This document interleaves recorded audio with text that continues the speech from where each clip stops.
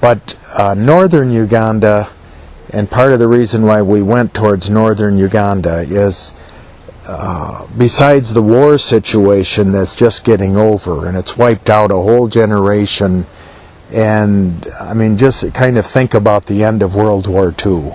There's a great need for a lot of rebuilding.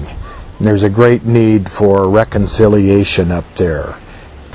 Northern Uganda has been like kind of the hinterland of the country, and the British decided the northerners would be the soldiers and the southerners would get the education and be the bureaucrats and so forth. Almost entirely the development was in the south. Okay, so that planted the seeds of a lot of the chaos that's been in the north for years and years. But more and more it just seemed clear that we had to go to Gulu.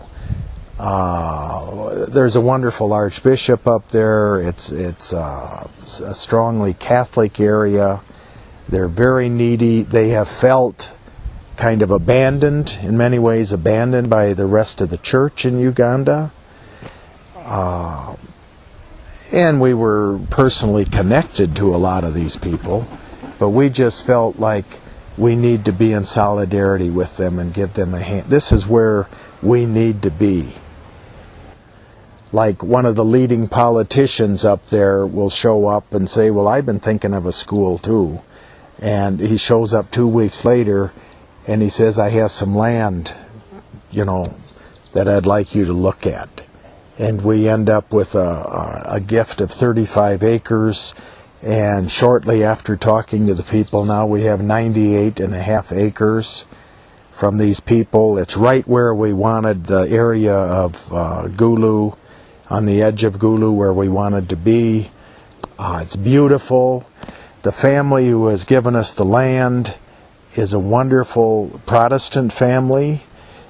Protestants don't help Catholics in northern Uganda. One priest there is in awe. God must be with you. But we've gotten to be friends with these people.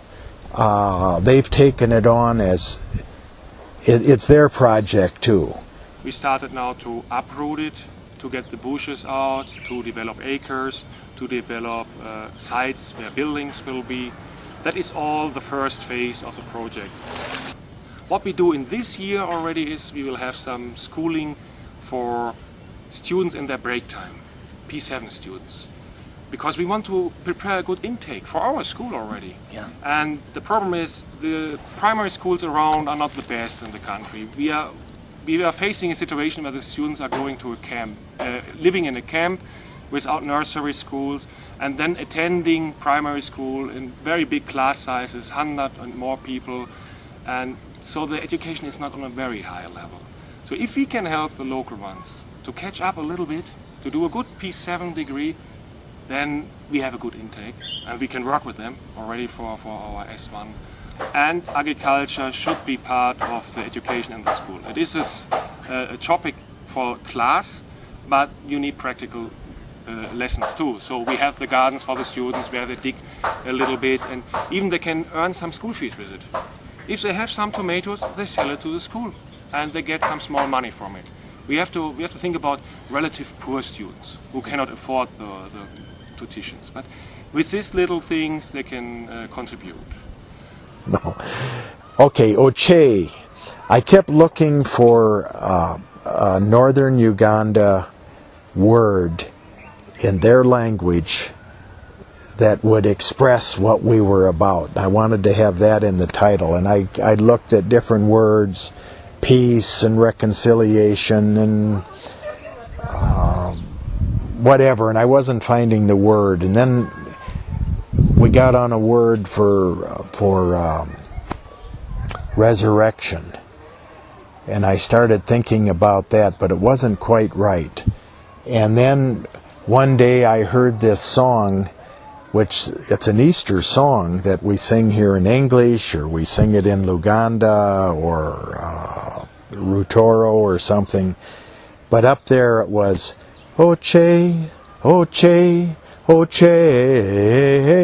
Now this is the only Acholi word I know, but it means he rose, And I said, that's it. Christ is risen, and through this school, and other things, but through this school he's going to raise up his people and lead them home.